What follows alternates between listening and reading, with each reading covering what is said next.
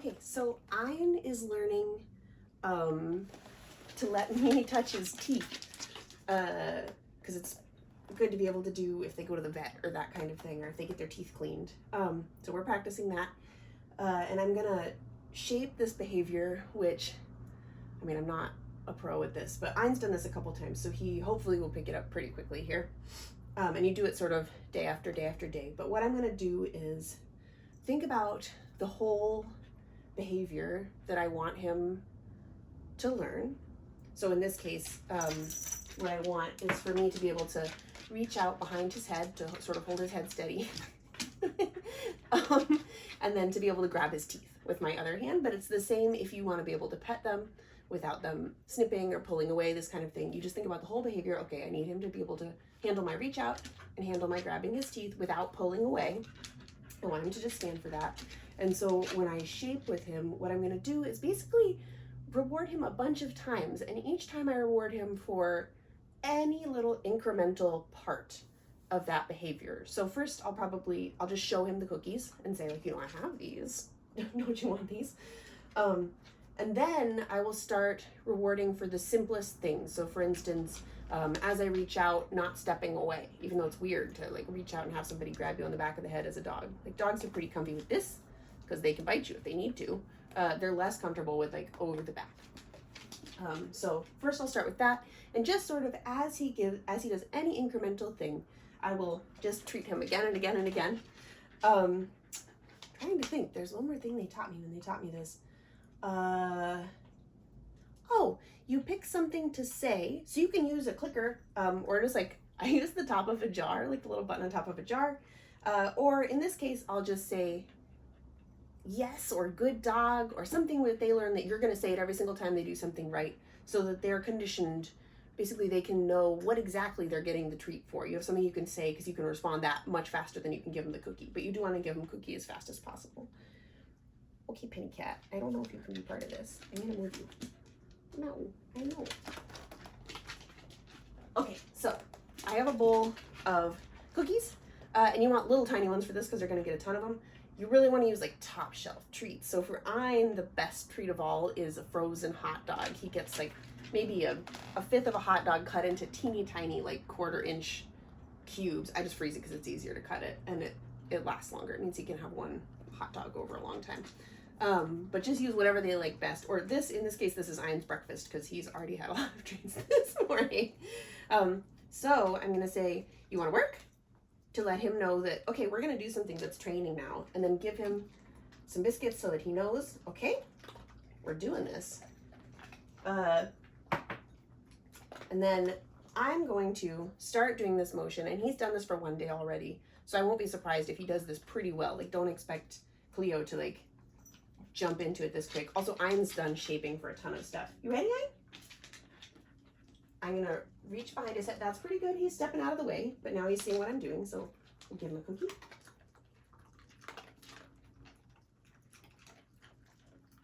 You ready? That's nice. So he didn't step out of the way that time. So that's good. Let's do another one. That's good. Okay, now I'm gonna touch him before I hand him the treat so that I'm not luring him. Ah, you wanna try again? That's good. So it's gonna be really confusing to him at the beginning. Like, he doesn't know what's earning treats, he just knows treats are at stake. You wanna try again? Not quite. You wanna try again? That's good. That one he was a little distracted by the cat, but we'll take it anyway. Basically, you're pretty permissive about these. Like, just sort of treat again and again and again. You want to try again?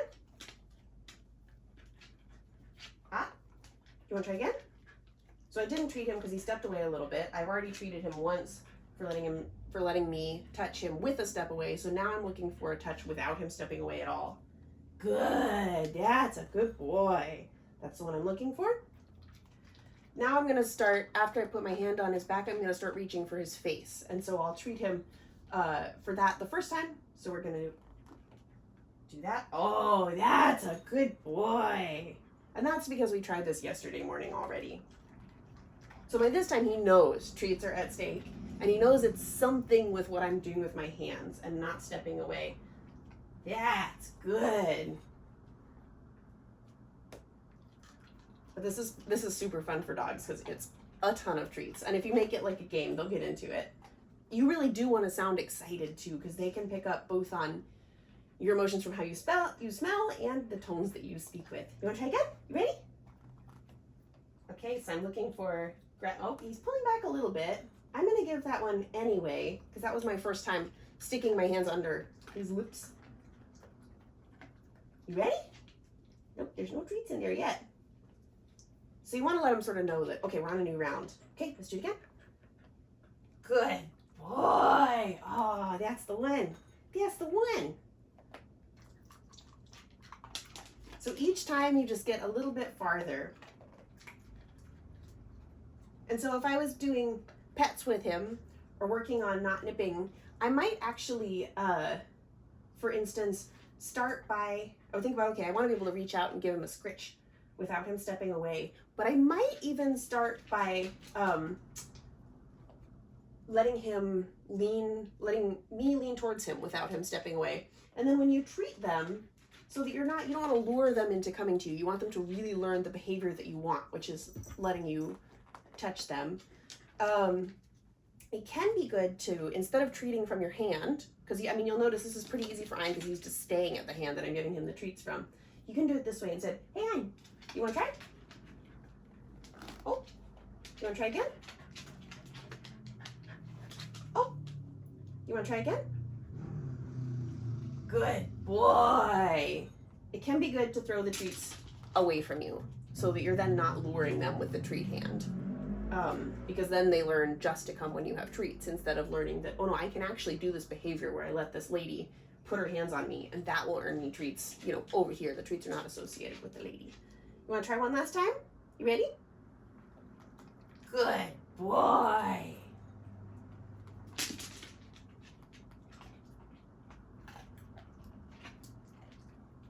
So I'm going to call it there for today. I'll actually probably do a couple more rounds since we got this far yesterday already. So I want to actually be able to brush his teeth, right?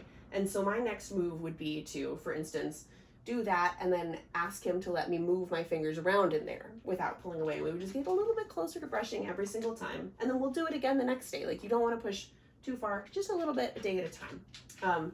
And then usually you want a way to tell them, okay, we're done working. So with Ein, I go, hey Ein, at ease, and then we play. We don't ever do too many rounds of shaping before we play because they can get really frustrated, especially when shaping is brand new. It can be frustrating for them if they can't figure out what behavior you want. They're like, oh, I love these cookies, but I can't figure out what you want me to do. And so you want them to make sure they're having fun. You want them to want to train by making them have fun. So that's what I do with Ein. If you look up shaping dog training online, there are loads of videos of people doing this stuff much better than I've just done. But I think it's, as far as I can tell, it's one of the easiest ways to train dogs to do virtually anything. They just learn that what they get treats for is trying something different than they tried last time when they didn't get a treat. They don't know what it is, but they can just try a new thing. Okay, last time I pulled away.